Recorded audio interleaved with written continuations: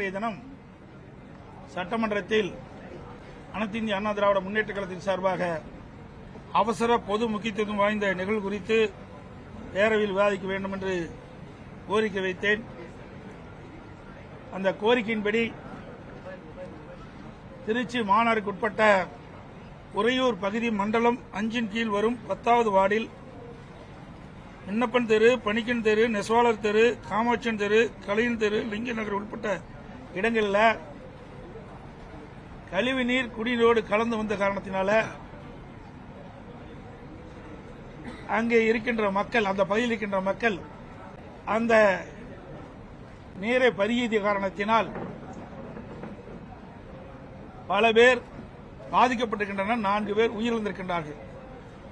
இது குறித்து அரசனுடைய கவனத்திற்கு நான் கொண்டு வந்தேன். மாண்புமிகு அமைச்சர் அவர்கள் குடிநீரில் கழிவுநீர் கலக்கவில்லை, அதனால் இறப்பில்லை என்ற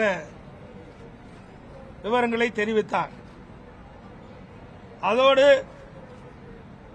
இந்த கழிவுநீர் குடிநீர் கலந்த காரணத்தினால் சுமார் 15 நாட்களாக இந்த பகுதியில் இந்த நீரைத்தான் அந்த பகுதி மக்கள் குடித்து வந்திருக்கின்றார்கள். இது குறித்து அந்த பகுதியில் இருக்கின்ற மாநகராட்சி அதிகாரிகளிடத்திலும் தெரிவித்திருக்கின்றார்கள்.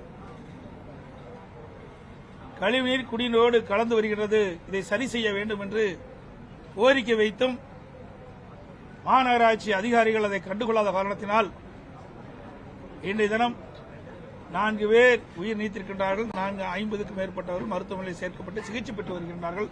5 பேர் அவசர சிகிச்சை பிரிவிலே சேர்க்கப்பட்டு சிகிச்சை பெற்று வருகின்றார்கள்.